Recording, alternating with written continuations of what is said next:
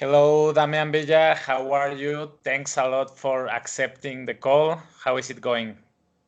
Hi, everything's going good. Thank you for the invitation. And well, everything's going good over here. Just training hard, working hard, trying to keep busy. How are you doing? Great, Ray. Thank you very much. Happy to talk with you. You haven't stopped training during all this lockdown? No, not at all. Not at all. I've been training since March, almost every day, a lot of days, two times a day, and uh, and we just keep going. Training has been different, but we haven't stopped working out. And you are training there in your brothers in your school, Villa's Taekwondo? Yes, yes. Almost every day. First just with my brother, then a small group, then I got back to training alone, then again with a small group. But fortunately, I live 5 minutes away from my Taekwondo school. I have weights there. I have jump rope there. I have a treadmill there. I have a big Taekwondo area. I have electronic chest guards, so I can do a lot of training there. Is your high performance center? Yes, 5 minutes from my house, so it's good. Amazing. Traffic in LA is hard, right? Yeah, it last year it got slower with the lockdown, but this by the end of last year it kind of started getting pretty bad again. But like like I said, I don't really travel that much here. A lot of the places I go are the like same places that are very close. The grocery store is close to my house. The bank is very close to my house. My taekwondo, obviously, which is where I teach and train, is close. So I don't have to travel that much. I don't have to really get on the freeway. But when I do, yeah, it's bad traffic. Okay. And you are also teaching now. Yes, starting almost about exactly a year ago, I started teaching every day here, right before lockdown, like 2 months before. So I've been teaching every day here, along with my brother. We run the classes together. I run one, he runs one, I run one, he runs one. And since about September, a little bit before, since like August, we've been doing classes simultaneously where we're doing on-site classes in our parking lot because we can't do it inside, and we're doing online class at the same time. So we're running two classes at the same time now, Um, and it's been working out well. First, it was a little bit hard to get used to, but it works out well. I saw some videos of you working out in the parking lot. Are you still there, or Yeah, you are allowed now to go inside? we can only be inside with groups of less than 8 people, so we can't have classes inside because all of our classes are bigger than that. But when I do private trainings or when my brother has private lessons, we are inside. But for the classes, everything is outside. Yesterday I trained outside. So, but we improvise. We have extra taekwondo mats, tatamis, and we'll put them down to do push-ups or sit-ups outside. If we're gonna do anything where it's contact, we try to keep it pretty basic in case somebody falls. So we've worked it out well, but yeah, we can be inside. And our inside area is nicer, obviously, than outside. It's bigger, but we are fortunate enough to have an outside area like ours because there's a lot of taekwondo schools that don't have that, and they're only doing online. They're only doing online sessions. Yeah, of course. How is people responding to that new workout environment, training on the parking lot? So from March to July, March, April, May, June, July, 4 months, we only did Zoom. Everything was through online. So they wanted to come back already. So they didn't really care that it was outside. They were happy just to be back. The kids were happy to be back, and the parents were happy to get the kids out of the house. So it was good, and we've had a lot of First in the beginning, it was hard. We lost a lot of students. Obviously, the situation got tough for everybody. But right now, we've had a lot of new signups. We just had our test in December. We were able to test 100 students, so that was good. It wasn't as good as we used to do, but it was a lot better than like in April or May or June when our student count went down really low. So we're doing good right now, and just hopefully things get better and we're able to go back inside soon because being outside it's tough sometimes. And soon it might start raining a little bit, so that might get a little bit harder. We've been lucky that it has not rained only in December, and in December the days that it rained we didn't have class, so Ah, we were just super lucky, super lucky. So amazing. And you've been teaching, you told me, since 2 months before the lockdown. So you've been teaching via Zoom. How it has challenged you to teach via Zoom? How have you adapted to this kind of classes? well, I had to switch a lot of the workouts. A lot of the workouts are they're a lot more focused on strengthening, on footwork, on coordination. A lot of the things that we can work through camera where we don't have to actually be hitting each other. We did a couple of raffles too, so some of the kids could win paddles or shields so they can have them at home. We encourage the parents to be helping them, so a lot of the parents are helping them too. So we had to switch some things up, but definitely it's also very hard for me because if I have to teach 4 classes, I train 4 classes with them. I don't just say, okay, now throw 10 kicks and look at the camera. No, I do it with them. Okay, In the next class again, in the next class I do it again, and then in the end I do my own training. So it's hard, but I already kind of got used to it, and it's been working out well. why do you don't sit down and just do the class? Why you do all the things? I want them to feel connected and engaged to me too. So like that, they see that I'm doing it with them, and in case they get a little bit lost, they can just see me and look at the example. Sometimes, for example, if we're doing 10 repetitions, I'll do repetition 1 all the way to number 8 with them, and just 9 and 10 I'll watch them. And then again, I'll do 1 through 8 with them, and 9 and 10 I'll watch them.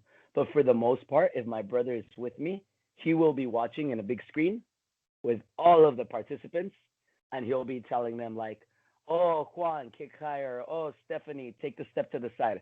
And the whole time I'm doing it in front of them. So Perfect. Great. I get extra workouts.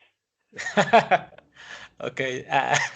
Now, here comes my first scheduled question that uh, I think probably anyone who's hearing this or watching this maybe will know you. But for people that don't know you, is there someone who is Damian Villa? Well, Damian Alejandro Villa Valadez is well, I'm a Taekwondo coach, master and practitioner, a high level athlete as well. I've been doing Taekwondo for most of my life, for more than 25 years now. I was on the Mexico national team from 2007 to 2017. I am on the U.S. national team since 2018 now. So the very next year, I was able to qualify for the U.S. national team. I've been coaching at a high level for about 10 years. I've had kids make it to the national team, make it to the senior national team. I've coached in Puebla, I've coached in Querétaro, I've coached for the junior national team here. And right now, currently, I am teaching and working every day at our academy, VS Taekwondo, here in Los Angeles, California. As an athlete, I am a 2-time world championship medalist. I have medaled. I've medaled at World Cup, at Pan Am Games, Central American Games twice, Pan Am Championships, the Grand Prix, from G1s and G2 Opens all over the world. I have about 35 medals, about 11 gold, about 12 or 13 silver, and about 10 or 12 bronze. So I've had success there too. And I've also gotten the ticket for Mexico to qualify for the Olympics in 2012. So I've had a pretty good career as a competitor, but that career still has to expand because I have not retired. I'm still competing Correct. once we have competitions again. How long have you been in high performance sports? Since I was 15 years old, I made a junior national team here in the United States. So about 15 years Wow. in a row. It's been a long ride, but we still have to add to that more years. And you don't plan to retire soon? Not soon, not soon. So I still feel good. I still enjoy it. The passion is still there. The passion. is still The there. passion, yeah. So yes, so definitely not anytime soon. As long as I can, my body still enjoys it and can do it, and my mind and my heart still enjoy it and can do it. I'm gonna keep competing. Great. Really, really, at a very, very young age, you moved to, you were born here, right, in Mexico? So I was. This is what happened. My mother and my father were living in Michoacan when uh, when my older brother Gus Villa was young. So my mother, when she was pregnant with me, she with 8 months of pregnancy, she moved to Los Angeles. I was born in Los Angeles, and 2 weeks after I was born, she moved back to Mexico. Okay. So as I was born in Los Angeles, but as a kid, I grew up in Mexico, and then afterwards, I moved back here to Los Angeles, and then around age 16, I moved back to Mexico, and then around age 28, 29, I moved back to USA. So you were in Mexico your first years as a Yes, child yes, in Zamora. yes, Zamora, Michoacan. Okay, and at what age you moved to Los Angeles? When I was about 4 or 5 years old, we moved to Los Angeles. So my brother had already started Taekwondo here, well, over there in Mexico. But I did not start Taekwondo until my dad started teaching here in USA. And then I was here from about 5 all the way to like about 16 years old. I stayed here. I was training here. I made the junior national team here. I finished school here. I was actually able to finish high school when I was 15. I finished high school very early, and that was good for me because it gave me more time to train. And I started medaling at senior national championships here, but then I saw better opportunities for me, and I wanted to leave as well. So then I went back to Mexico. Great. So you were at 5, 6, lived in Los Angeles. How was your childhood there? Did you practice on some other sports? Did you support Los Angeles team? How was living there? Only Only Taekwondo. taekwondo the whole time. At school, I would play other sports, but nothing like I wasn't passionate about anything. Only taekwondo. I would watch other sports. I would watch basketball. I would watch the Lakers since I was a kid. I would watch soccer. LA Galaxy. Jorge Campos came here too, so I would watch them. And then but the whole time I was just training taekwondo. I wanted to be like my father. I wanted to be like my dad. So for me, he was like a superhero. He would jump fast and kick hard and be able to do a bunch of stuff. So that's the person I wanted to be. I remember he was already retired, and I watched him fight in 1996. I watched him do an exhibition fight. I was 6 years old, and he whooped this other guy's butt. He beat the crap out of him, and I was like, wow, I want to be like that guy. So that was something that marked me like very clearly, and that was something that was always like one of the examples for me to follow. How was training with your father? How was him as an instructor? How was maybe you were not doing the best at class? How was that at home? Did he mix things?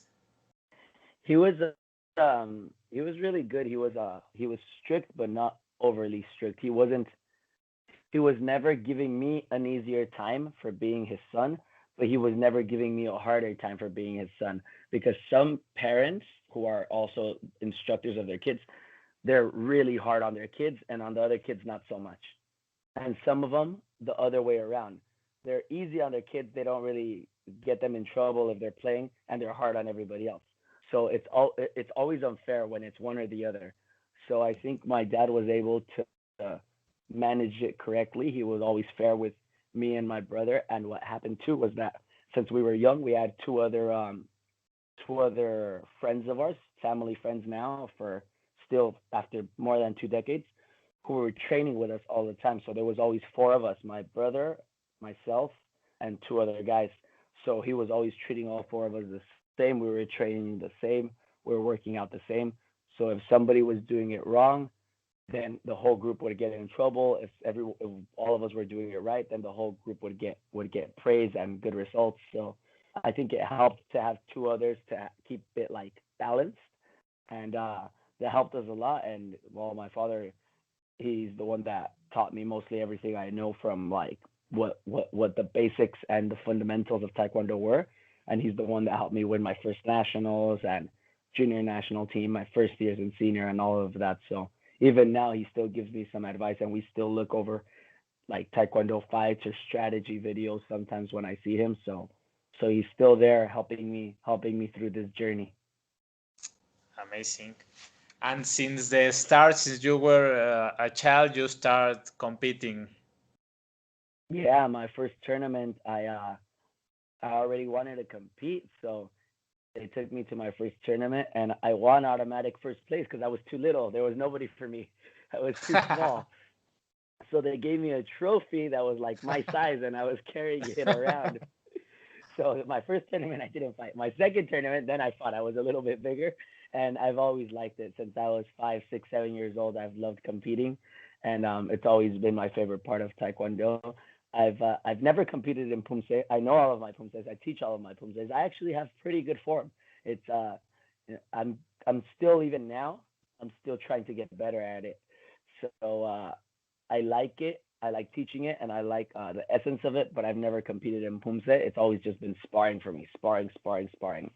When I was a kid, there was a tournament once where my father was asking for everybody to compete in both, and I didn't want to, and I didn't want to, and I didn't want to. And he told me that if I did not do Pumse, I was not gonna be able to spar, and I didn't spar.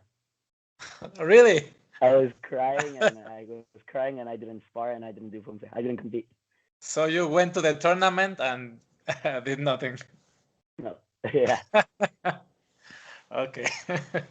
I even watched you as a child that you are in a magazine, right? Yeah. Yes. Yes. Yeah. I was able to be in magazines since I was a kid a few times, here and there. So that was cool. Okay, perfect. And how was the process from going from just enjoying going to tournaments as a child, and when did you start to taking Taekwondo seriously and to start to thinking begin to a national team and to compete more seriously? So what happened was that when I was a kid, I would almost always win. I would win almost every tournament, even if sometimes I was like playing in class. I would win, win, win, win, win. I would win almost everything just with talent, with natural talent. And then when I was about 10, 11 years old, I started losing. I started losing a little bit more often. And I was like, oh, what's happening? And then from 10 to 11, I lost a lot of times. And then the next age group was 12, 13. So my dad had to talk with me that I had to train harder. If I wanted to take it seriously, I wanted to train more time in 2 sessions, not just one, and take it more seriously because a lot of times I wasn't taking it that serious. And yes, I couldn't win just with talent anymore because the kids were all getting better as well. So I had to have better strategy. I had to be faster. I had to be more focused. I had to be stronger. So around 12 years old, I started taking it seriously. It was a little bit after the Sydney Olympics that also motivated me because I saw Taekwondo in a bigger sporting event. And then I trained hard from 12, 13, 14. I won junior nationals. I started winning more. Then when I was 14, when I was about a month before turning 14, I won junior nationals. And then the Athens Olympics was that year. So then I was able to see it again, and I saw Steven and I saw Victor again, and I saw a lot of these guys who I said, wow, that's really what I want to do. So the transition from 12 years old to 14 years old was when I decided I really wanted to compete seriously. But specifically when I was 14 was when I said, okay, this is something I'm going to take serious forever, and this is my dream. So from like 4 or 5 years old to 14, it was like, and then afterwards from 14 and on, it was serious 100% every time. Okay, and from what you tell me, you started winning at the national level, but I know that you struggled to be part of the national team. You were not selected or taken account for USA national team. No, so well, this is what happened in 2005. I made a junior B team. That was Okay. that was my first. 2004 we had nationals, but it didn't count that year. It didn't count because we weren't gonna assist the junior event. So 2005, I made B team. I lost finals. I got second place. 2006, I got second place again. And 2007, I made the junior national team, but I broke my foot, so I was gonna have time to recover, but they decided for me not to go to Junior Pan Ams. So that year I didn't go to Junior Pan Ams, even though I won nationals and won team trials. And then I got silver at senior nationals with my brother. Me and him made finals. We didn't fight, but when they chose the Olympic trial for 2008, they chose feather and welter, 68 and 80. So we were 54, 58. So since they weren't going to be choosing my weight because of how much experience the Lopez brothers had, and they didn't want to send me to Junior Pan Ams, it was just two situations that happened at the same time where I decided that it was going to be better for me to look for another opportunity, especially because probably 4 years later, it was probably going to be the same thing where US was going to choose 68 and 80. So if I wanted to look for an Olympic cycle, I knew Mexico always chose 58 no matter what because it was the best division there, right? And I had enough support, and I knew that if I was able to win in the country that has one of the best 58 divisions in the world, I'm able to win at a world stage. So it's going to be better for my preparation to be fighting in Mexico. And it was offered to us by Master Davis from Puebla. He took care of all my expenses the first time I went there. My first tournament there was under 20 nationals. He told everybody there, he's like, this guy, he's not going to pay for registration. He's not going to pay for a hotel. He's not going to pay for flight, but he's going to get gold medal. And then they didn't really believe him. And we took a team of like 65 people to junior nationals in Mexico in Querétaro in 2007. And I was the only one to win first place. Good. Yeah, the whole team I won first place. So. For that decision making, already the Olympics were in your mind, 2007. Yes, they were. It was just a lot of things. In 2006, I qualified in 16, and I got a medal at senior nationals, so I qualified for team trials. I did team trials for Pan Am Games in 2007 for Pan Am Games of Rio, and I lost. I got third place. There was 10 of us. I got third place. It was round robin format, so I did like 8 fights. So it was, but I got third place. That was my first big tournament in seniors for 58. I was fighting 54 before that. Then I lost there. I got second place for World Championships in Beijing, China. I won for juniors, and I wasn't able to go because of an injury. And then they didn't choose my weight for the Olympics. So it was like all of this happened. And then that's when I decided, I was like, okay, I want to make it to World Championships. I want to make it to the Olympics. I think it's just a better choice if we go to Mexico. And then they told me, but you have to like move there if you win. I was like, I know, I don't care. Let's go. Okay. So that was it. And you start living in Puebla?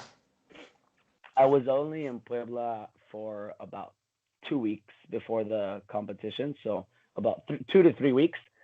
I went to Puebla. I was training there with David Davis. I was living at his house.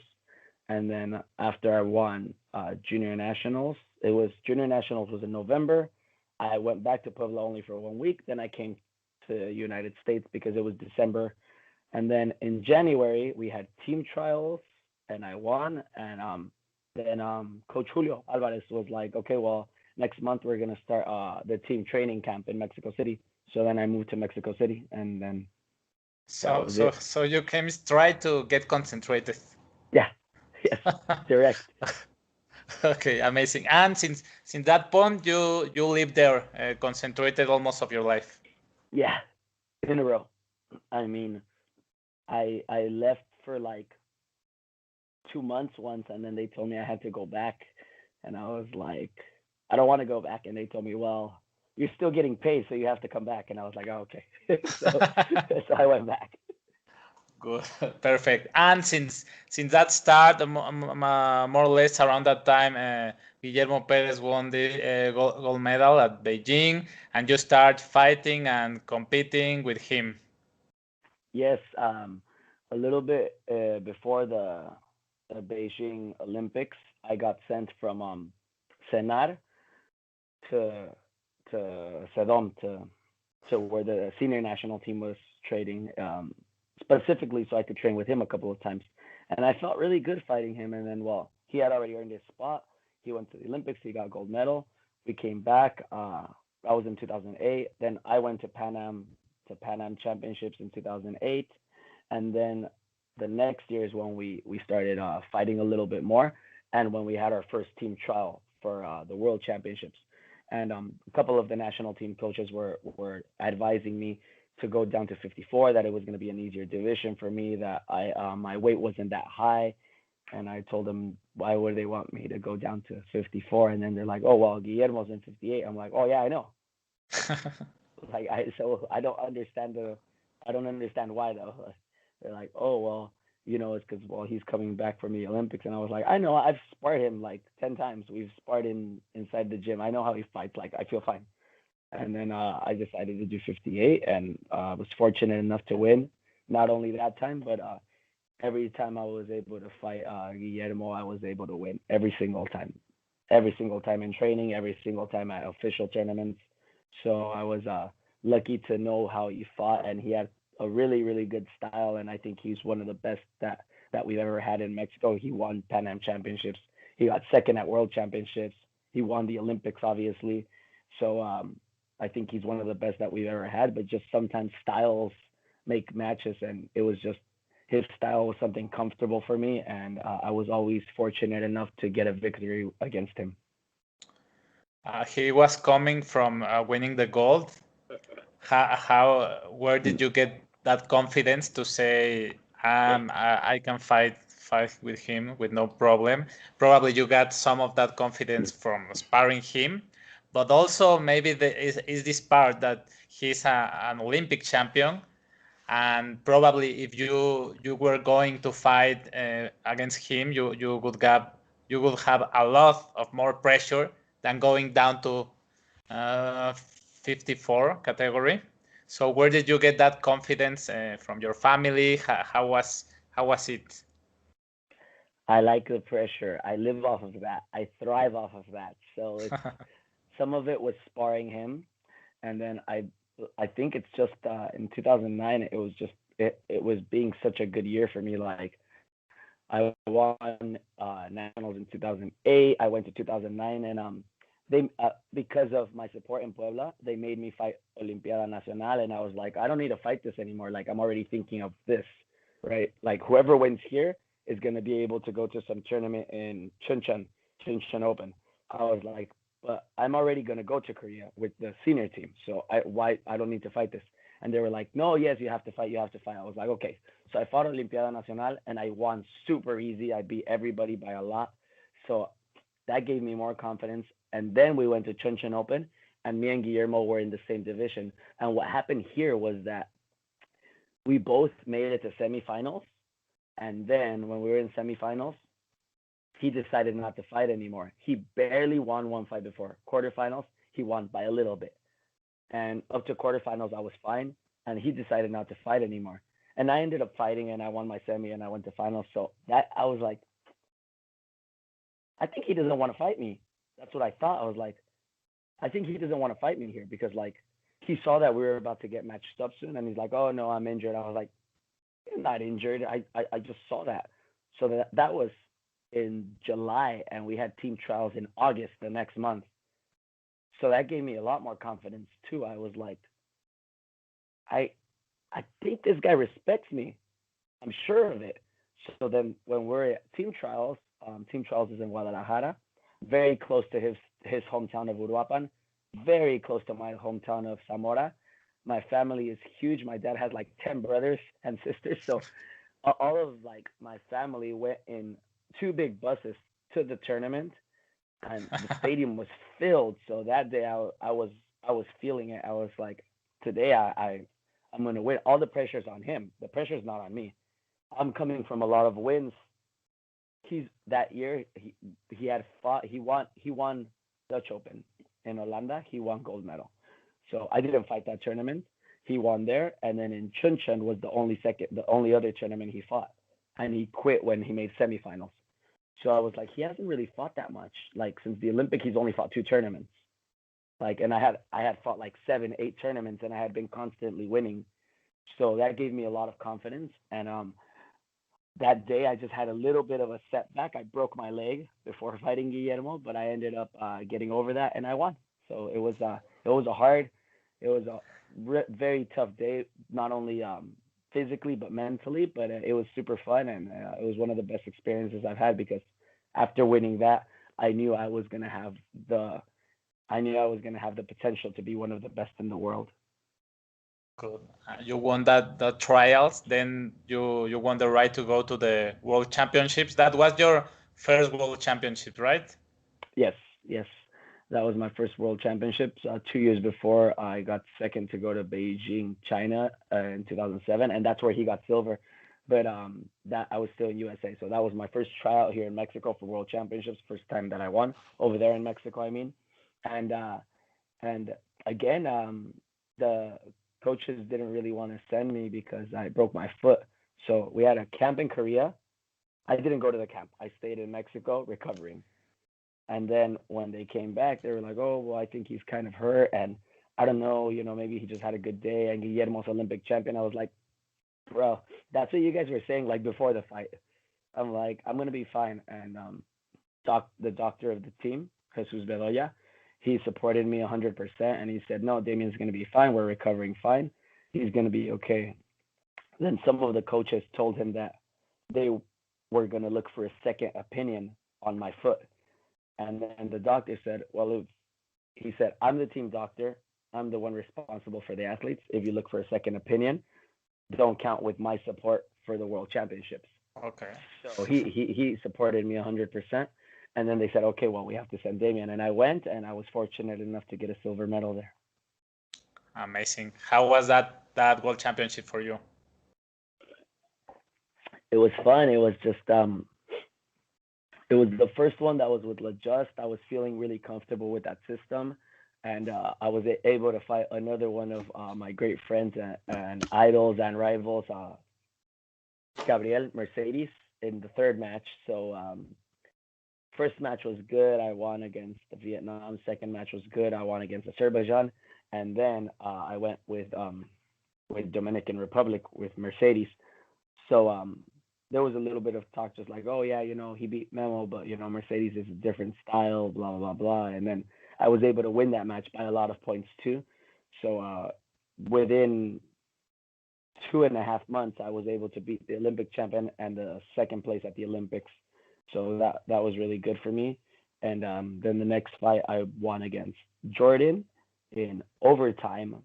That was to go into medal round. So going overtime, going golden point, like it's up here. It's so much pressure in that match. Like in that match, you're in quarterfinals, and it's either you're gonna get a medal and you're gonna be forever a world medalist, or you're not gonna get a medal and everyone's gonna forget like a month later. like like, "Oh yeah, he got quarterfinals but no medal. So that was mentally, that was intense. I was able to win that.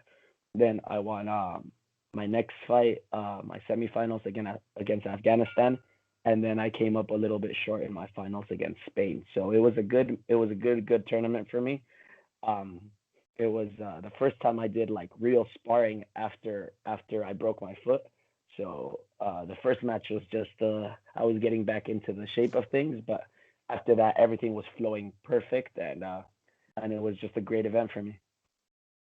Good. Your fight was against Spain was Joel Gonzalez, right? Yes, So you yes, it were was with Joel. fighting the top of the top. He later was an Olympic champion. Yes, yes, that was he had won the Olympic test event in 2008. Then he won world championships in 2009.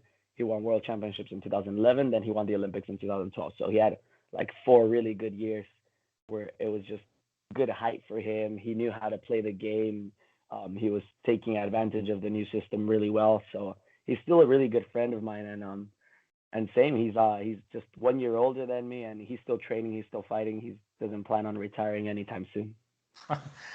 Great. You had such a amazing cycle. You had that silver medal. You had also silver at Pan Am Games, right, in Mexico. Yes.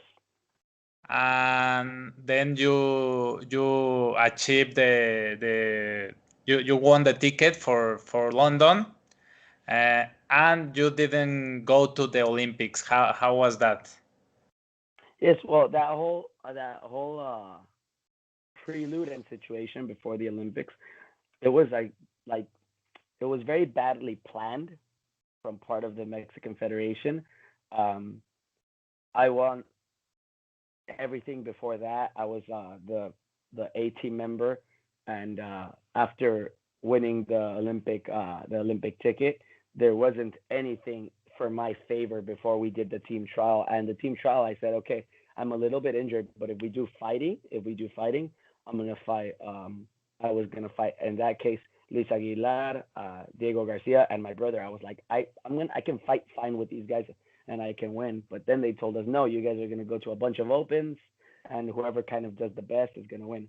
And I was injured, and my problem there too was kind of trusting the coaches, where I told them, I'm injured, so what are we going to do about this? And they're like, oh no, like you medaled at Worlds, you medaled at Central American Games, Pan Am Games, you won the ticket, just take it a little bit easier. So I had a back injury, so it was kind of a little bit dangerous because between lumbar 4 and 5 on my spine, it was a little bit sideways, so I couldn't really double, I couldn't really spin. I had to be very careful.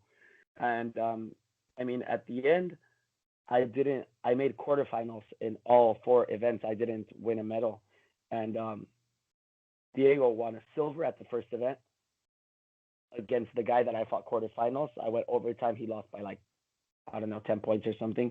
Then all the other events he lost like his first fight, but it was that event that would give him more points than me. So I mean, going back to Mexico, the federation didn't know what to do. The decision was supposed to be April 1st. By April 15th, they still hadn't decided anything, and then like April 16th or 17th, they made this story up where Idulio and me had a disciplinary action, and that's why they weren't going to send us. I was like, bro, just say the truth. You guys made a process that was really messed up. Like you guys made a stupid process to select the team, a process where I had no advantage, even though I had won everything, and I didn't win the process. Idulio didn't win the process either, but Idulio, he's going to be replaced by someone who went to Pan Am Games, someone who went to the first Olympic qualification, somebody who just went to 2011 Worlds, and somebody who him and the other guy, which was Eric, they were beating each other. Idulio had beat Eric a few times. Eric had beat Idulio a few times. So they had beat each other like 4 or 5 times each. I was like, Diego's never beat me. We're like 6-0. So whatever. That's what they decide. And I still stayed with the team. I still did the training camp in Korea. I fought really well over there. We went to Querétaro. We lived there. We did a training camp there. We did a little tournament there where I fought Diego and Caesar. I beat them both by a lot of points. And then they just and then they told me, okay, well, you're gonna go to Austria Open, and Diego's gonna go to the World University Championships. So for you to still be kind of for you to still be considered to be selected as a replacement, you have to win gold at Austria, like not silver or bronze. You have to win gold. And if Diego gets a medal at the World University Games, well, he's obviously going to go. And while Diego, he lost to the Korean player by a lot of points. And I won Austria Open. I won gold. I won gold at Austria. This was 2012. Then, well, we did that thing in Querétaro. I won there too. And then ultimately they decided that I wasn't going to the Olympics anyway. So, I mean, that was fine. The thing that I didn't like, and I still, whenever I talked to them about it, was that they knew the process was incorrect, and that was okay because we all make mistakes. But there was no reason for them to lie about something to try to cover themselves. Like I told them, if there was indisciplinary action, prove it to me. Show me proof of this, of what you guys are saying, and I will take a suspension of 1 year. If I take a suspension of 1 year, I'm not gonna be able to go to Puebla World Championships. It's that easy. And obviously, I didn't get suspended. Neither did Idulio. I was at Puebla World Championships. I got a medal there, but I just feel like the way they handled the whole situation was incorrect.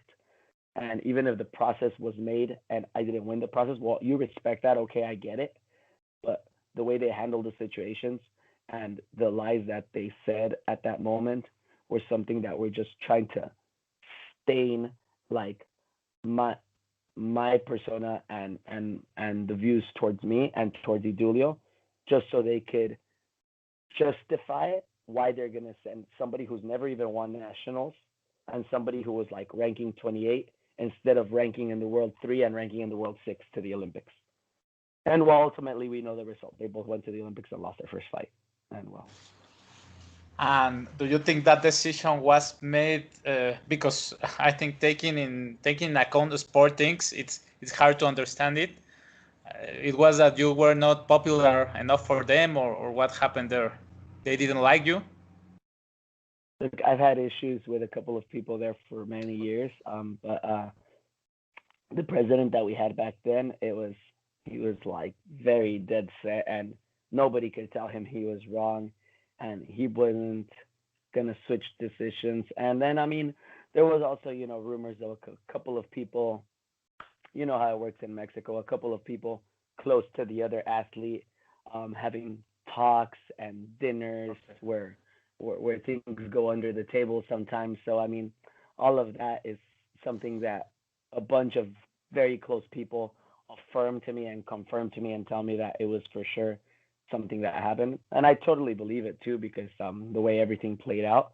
But no, I might have not been popular with the president, but overall, I was super popular with everybody else.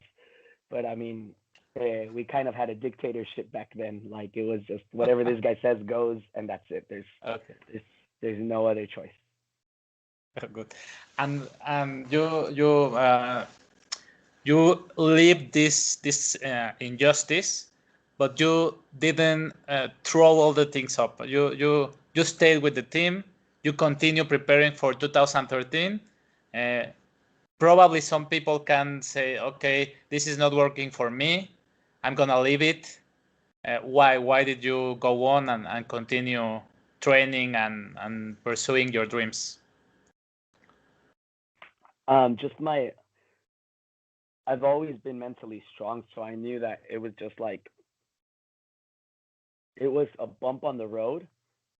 But I also something that motivated me a lot was that a lot of those guys that were at the Olympics, like I had already fought them and I had already beat them, and the guys that did good, and the guy specifically from Mexico, like he never beat me to go. Like I understand if I said, okay, I did this whole process, then we had team trials, and I lost by 10 points right before going to the Olympics to this guy, and that never happened. We never even fought directly, and the times that we did fight, I won all of them. So then I was like, man, like I can obviously going World Championships is going to be in Puebla. It's going to be like in my home state, and I'm still like strong. I'm still fresh, and I'm not going to let them just like have this happen and make me go away. Like I knew there was some people there that wanted me to go away, but that didn't happen. We came back from the Olympics. I was there. I was there at the Olympics with them. Olympics. We had nationals in Senar, and I won easily every fight, first place again. So I won that nationals. Fast forward a couple of months to February of 2013, we had nationals again. I won again, um, and then we just never really heard of the other guy again. And then I went to World Championships, and I was able to get a medal there too. So it was just more mental strength that I knew that I didn't really lose my spot to go. I lost it in a process that was incorrectly made, and also in my trust to go ahead and trust some coaches when they told me to not worry about an injury that I had at the moment. So since I didn't really lose because somebody was better than me, I knew I could still keep going and I could still give results for many more years at a top level. Great. How was uh, that medal in Puebla and the experience of competing your country, your state, your city? Man, that was cool. That was super cool. Like Puebla. So I had already competed a couple of times inside Mexico at big tournaments, including the Pan Am Games. The Pan Am Games, I mean, stadium was small. The full stadium was cheering for me. There were signs with my name on it. The president of Mexico went to go watch me compete. So the president went to go watch me compete. So that was cool. But Puebla was just a totally different, like a totally different animal. Like just being in a stadium with like 6,000 people, and when they call your name, the whole crowd goes wild. And I fought the very first day, and I was the first Mexican to medal. So we hadn't got a medal in 2011 at the World Championships. So that was the first medal since 2009, since I medaled. So since I had medaled in 2009, and I medaled again in 2013. So that was just a totally different experience. But the whole vibe, I think the Puebla World Championships was the best one that I've ever been to, because how much the crowd was engaged, how the system was set up. The venue was super, super nice. And also the fact that you're like a superstar to everybody, which makes it seem like it's what you're doing is worth it. Like I fought Monday, and I was still there Tuesday, Wednesday, Thursday, Friday, Saturday, Sunday. I was still there 6 days, and every day it was just like it. I mean, yes, it would get a little bit tired sometimes, or it would be like a little bit invasive to like your privacy, like when you're eating. But every day was like, oh, can I take a picture with you? Can you sign my shirt? Can you sign my hat? And I was used to that happening already, but in Puebla it was just huge. It was huge. The the government, they assigned me for the first 2 days a private security. So Oh, I was just getting attacked and bombarded with people, just dozens and dozens of people. I would sign for about 30 minutes, and then I would just tell him like, okay, I have to go to the stands, and he would just kind of move everyone out of the way, and then he was just standing there next to me, and I was like, you can go if you want. He's like, oh no, I'm supposed to stay with you. I'm like, okay. So it was just a crazy experience, but it was very fun, and it's something I'm really grateful for all the people that look up to me, and everyone that was supporting me there, all my friends, all my family, all of my teammates, all of my colleagues, everyone that was there supporting me. I think was just it was one of the best experiences in my life, that the Puebla World Championships. you see, from what you say of living that experience, and the Puebla Championship was with full full audience. What do you think Taekwondo needs to have full audiences around the world? Because sometimes you see world championships but are empty, or just the athletes at the upstairs. What do you Yes, think Taekwondo needs exactly. to attract more people? I just think it needs to be more mainstream. Like I watch ESPN, and sometimes there's a tournament. There's like a tournament for things that you wouldn't even believe. I don't know, what's the most ridiculous sport you've thought of? Whatever it is, that there's tournaments for that. Like things that are less exciting than Taekwondo by far, by far, by far. And they're there. They're like on ESPN getting full coverage, and Taekwondo just doesn't have that. It's just I think World Taekwondo has not made that step to get like a big chain to cover their sport. Like in UK, yeah, Taekwondo is pretty popular, but it comes out on national TV, right? In Mexico, it's pretty popular, but also there's a lot of coverage and there's a lot of practitioners. But here in the United States, not at all. And in a bunch of other countries, not really at all. But there's not that coverage where people are seeing it and they're excited, or they're seeing it because this one's very important. They're seeing it because that's just what there is on. Sometimes I'm like during the Winter Olympics, I'm like, okay, and I see they're doing like reviews and highlights of curling, of where they have the broom and they're cleaning, and I'm like, and I'm watching it because it's on, right? And I'm like, oh, all right, cool, that's pretty cool. And then after, like, even right now, like I'm on the TV and I'm turning the channel, and then I'm seeing like, I don't know, like ESPN 3, and they're showing like a pool championships, a pool tournament, and there's super camera angles and everyone's like super excited, and I'm like, but I'm watching it because it's there. So if Taekwondo was there, if it was put in the audience. A lot of times, us humans, we don't know what we want. We take what they give us. So they show us this, we'll be like, oh yeah, I like it, but because we know it exists. A lot of times we don't even know it exists because it's not put in front of us. So I think overall, as a population, we just need to have more exposure of the sport for everybody to know it a little bit more and just show more highlights because Taekwondo is super, super tactical, but maybe it's not as spectacular anymore, but there's still some really good highlights of some really, really cool kicks, even now. So I think just having that exposure would help. But that exposure, it doesn't really exist with the exception of a few countries. Right. Yeah, it's very tactical, but still, if you make a video, a compilation of last tournament highlights, you can have a lot of things to show. After 2012, 2013, you still continue training in Mexico, competing, and then a few years later, 2017, you decided to start competing for the United States. How was that and why?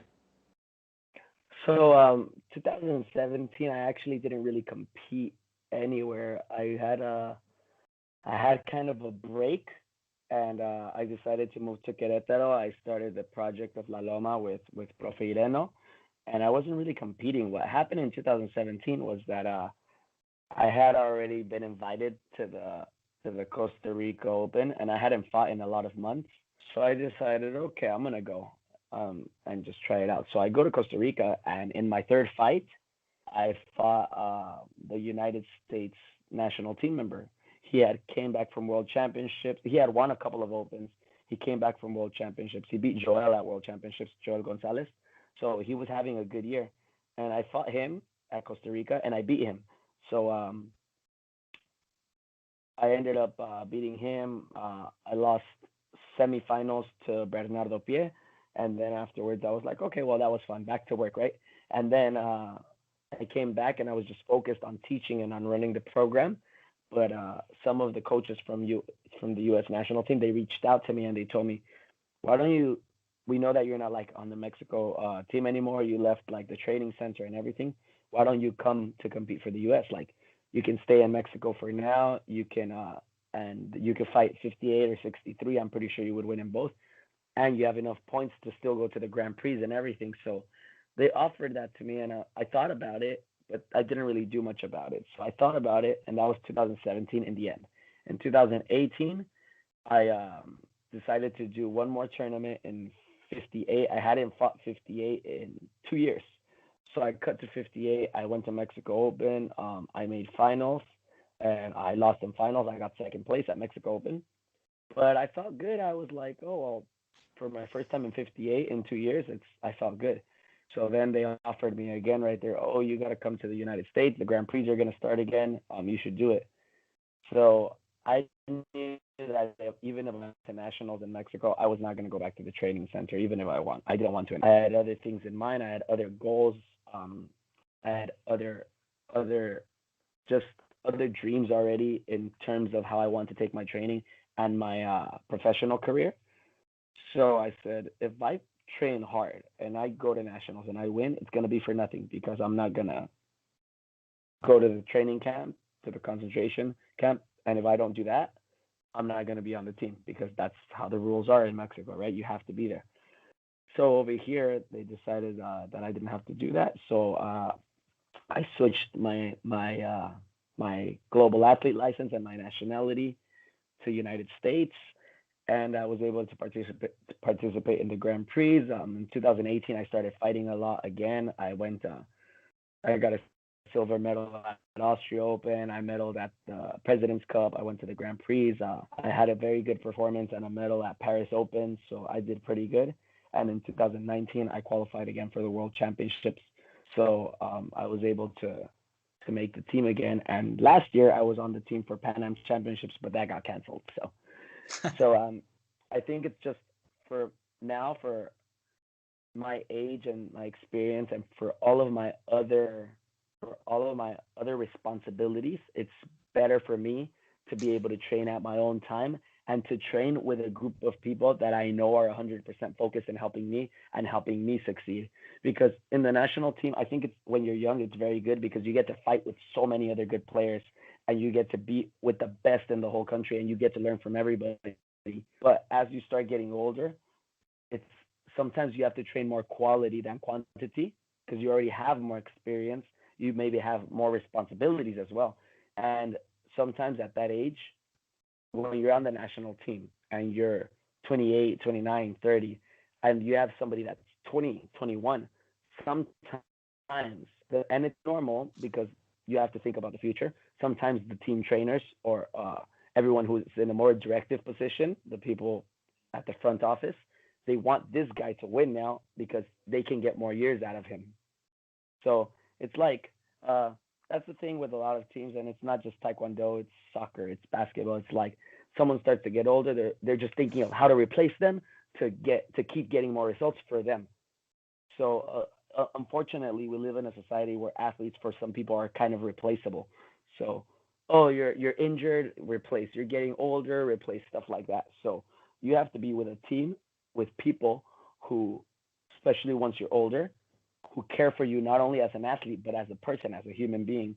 So I know that if I'm over here, I'm training with my close friends, I'm training with my brother, I'm training with people who want my success and who want me to keep going, and not just somebody who is getting paid and who's saying, okay, maybe for me it's going to be better if that person goes than that person, instead of keeping it fair. So so definitely I think I've been training well here. The thing is that I've pretty much been training myself. I make my own programs. I set up my fighting dates. I set up my training schedules and hours. But it's just that's where discipline comes in, right? That's where I have to be disciplined and focused on what I want, and it's been working out well. I've been doing that for 2.5 years now, more or less, a little bit more, about 3 years, 2018 in the beginning to right now. So it's been working out well, and I've had success. I've won a couple of G competitions. I've gotten silvers and bronze. I was able to go to the Grand Prix and to the World Championships again. So it's working out well, and hopefully it keeps working out for the future. Do you think that that will be like the normal in the future, that coaches and athletes training, for example, in a more private way? For example, you train at your gym with your own team, another athlete from other country trains at his gym with another athlete, not necessarily with the national team? Well, I think that's always been it's always been around. It just hasn't ever been around in Mexico, not for a long time, right? So here in the United States, a lot of national team players train on their own. This is actually backwards. Just last year is when they started. Half of the team, the younger players, they train together in Colorado. But people like Steven Lambden, like Paige McPherson, like me, like those of us that have a little bit more time or more experience or we're older, we train on our own. We train with our close group, right? So in Mexico they train like that. But right now, Aaron just started going back to train with GB, but he was training with by himself. Jack Woolley from Ireland, he trains by himself.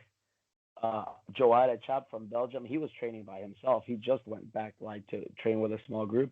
So there's a lot of like great athletes that they train in their club or they train with their close group. They don't train with the full national team, and they've had results like that too. You know, some of them have been some of the best in the world. So I think both systems work well, but it's just whatever works better for you. So both systems do work because we've seen it, but it's whatever works better for you, what you have to continue pursuing.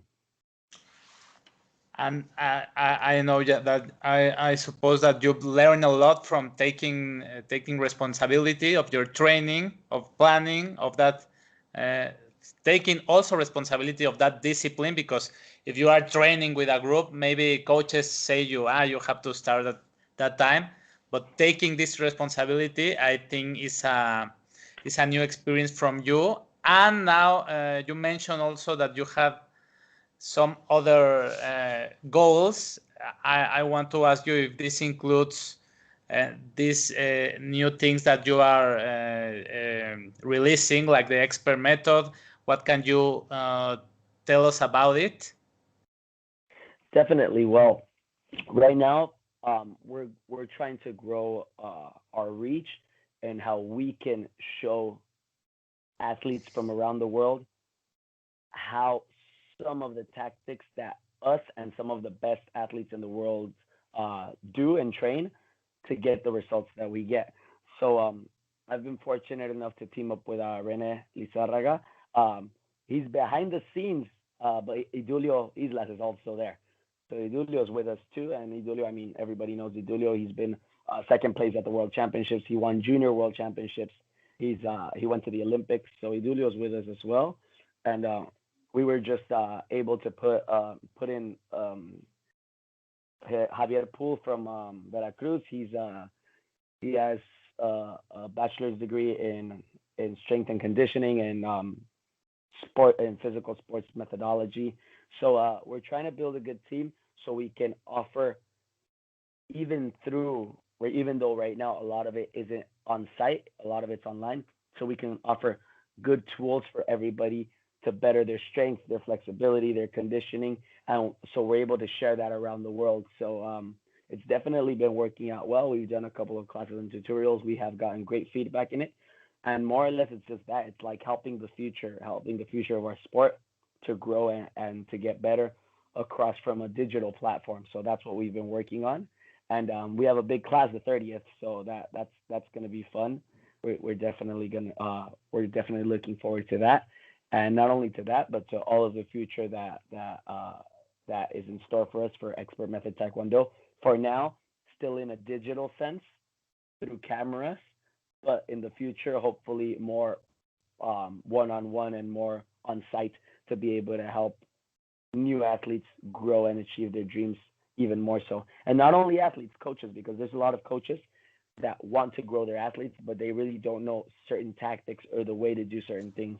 So being able to share those different approaches and those different tactics and tips, I think it's something really good and it's something that we've only had for about 2 months now, and it's been working out great.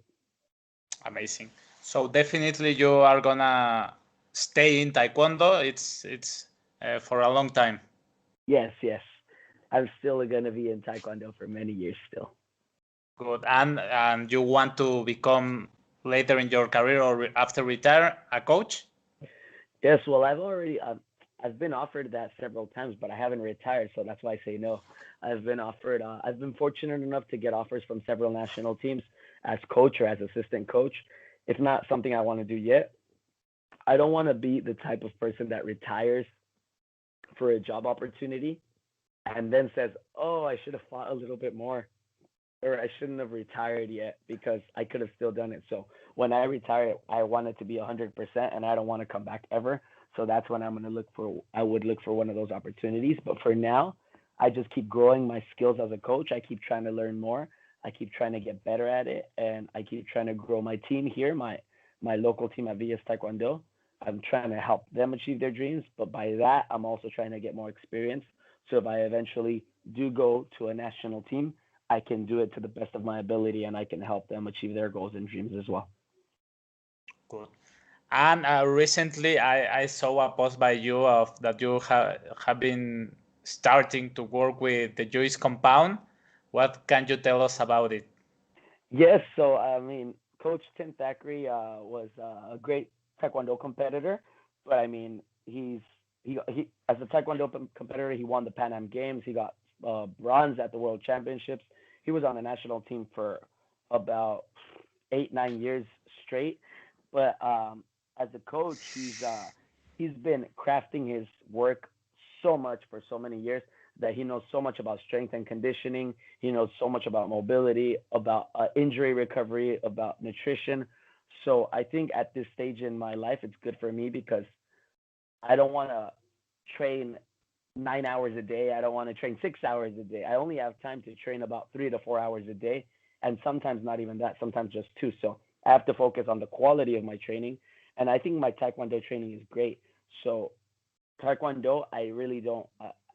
I feel like I've been doing a good job, but I think in terms of strength and conditioning and recovery, I can use that help. So they're professionals there. They have people with with university degrees. They have doctors, so their whole team is very well built, and they've been helping me just to get in better shape for when fighting comes along again. I'm fast, I'm strong, I don't get tired, and I kick everybody's butt. Good, amazing. And also, you have posted on Facebook some interesting things about asking people five top athletes for them that have never medal at World Championships or Olympics. And now I want to ask you that question: what are your top 5 favorite athletes that never medal on those events? Levant Tunket from Germany. Mm-hmm. Just his style is so dynamic. I was able to fight him a few times. Fortunately, I won every time, but it's just somebody that I've always looked up to, and I've always thought like, man, this guy's style is super crazy, right? So definitely Levant has been somebody that I've always looked up to, and I've thought he's been one of the best ones. Um, my brother, because again, how much he's helped me and just how fast and dynamic he was. He stopped competing to chase a different dream, but even now, he just fought. Today's what, Thursday? 2 days ago, I saw him fight, and it's just fast, strong. I didn't fight because I was leading the class. He fought with some of our students, and he's still wild. So definitely, my brother would be another one. He's someone that still actively stays in shape, but in his years competing, he was able to do amazing things. Rodrigo Salazar. So I think him, when I was younger and I would watch him compete, it was also someone that inspired me a lot to fight at that type of style and to try to reach that level. So definitely, I think he would be another one for me. And let's see, who else would I think? Hmm, there's this guy from the United States. His name is Tony Graff. So Tony Graff, he got second at the Pan Am Games, and he beat Chava actually at Pan Am Games. Chava from Querétaro. He's a heavyweight, but Tony Graff is like a little bit taller than me. I'm like Oh, 171. Tony Graff is like 176. So he would fight middle and heavyweight, and this guy was just no fear. So definitely Tony Graff would be someone else for me because he went to a couple of world championships. He got like third or fourth match quarterfinal. He was never able to medal, and the he was the B team member for Steven Lopez for the Olympics. Every time he would cut down to 80 kilos. So I think he would be another one for me. And for females, I used to like the style a lot of Alejandra Gal. She won Pan Am Games super easy. She was I think just really aggressive, really strong style. She just decided Taekwondo wasn't for her, but she got really close to medaling at the World Championships when she was like 16, but she wasn't able to do it. But I mean, definitely, I think she's one of my favorite athletes that I used to watch as well. She's about my age when we were both younger, and I thought she could have been really, really good, but she just decided not to continue. But definitely, it would be another one for me. she's now in Querétaro too. Yeah. A city that many people like. Okay, your top 5 athletes of all time of Taekwondo. Taekwondo, Victor Estrada, Chumuyen, Victor Chumuyen Maria, Victor Estrada Chumuyen Maria, Hadi,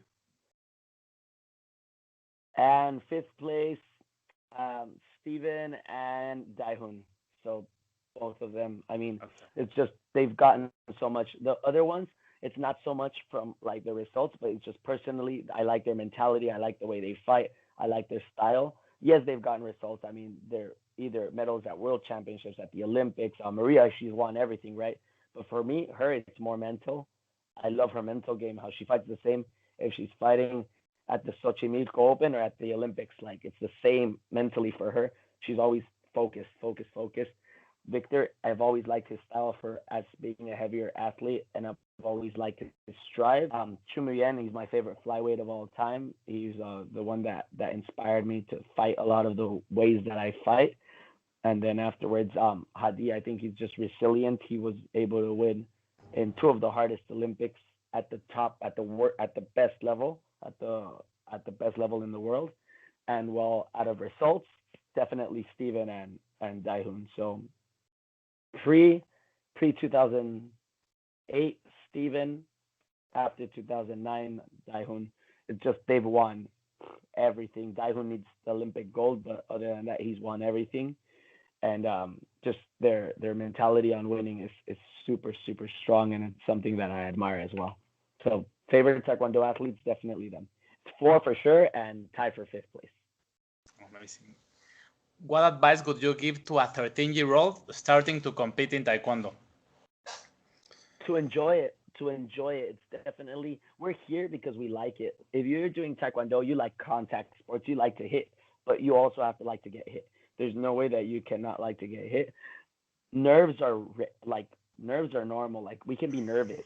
We can be a little bit, even a little anxious before fighting. But once we start fighting, it has to be something that we're having fun with, that we enjoy. So definitely to enjoy the ride. I mean, I know some athletes that started to compete at you could even say a late age, like 13, 14, 15 years old, and they've made the national team. So it's age is not really a factor in that sense when we want to achieve our goals in this, but we do have to enjoy it. This cannot be something that we're not enjoying, and we can't be thinking, oh, I have to go fight again. Oh, I don't want to. No, it has to be something that excites us and something that makes us feel alive. So definitely just to enjoy the whole process and to try to learn from everyone because everyone has something to teach. Thank you, Damian. Well, it's been a pleasure to talk with you. I don't know if you want to add something that you maybe want me to ask you and I didn't, or just something. How can people contact you also? Anything you want to add? Now is the moment. Thank you very much. Thank you very much for the interview. It was great to be able to tell a little bit of my story. I think the questions were amazing. So thank you very much, Profe. And everywhere I'm Damian Villa 58 on Instagram, Damian Villa 58, Twitter, Damian Villa 58. I have my YouTube is actually just Expert Method Taekwondo. So YouTube, where I have my videos of my tips, I'm going to be putting up more content there. Is Expert Method Taekwondo, and Facebook is just Damian Villa. So I'm all over the place. You guys can follow me to see how I've been training, how I've been progressing, some tips that I give out as well, not only in videos but a lot of times just written. And thank you very much for everyone who's listening, and thank you once again for the interview. It was a pleasure, and I hope to do it again sometime in the future. Thank you. I hope it too. I think it was a pleasure to talk with you. And some questions give us for a long time, but we can arrange later a second part. Thank you very Of much. course, Thank you definitely. very much, David, Damian. See you. Appreciate it. Bye bye. See you Bye. guys soon. Bye.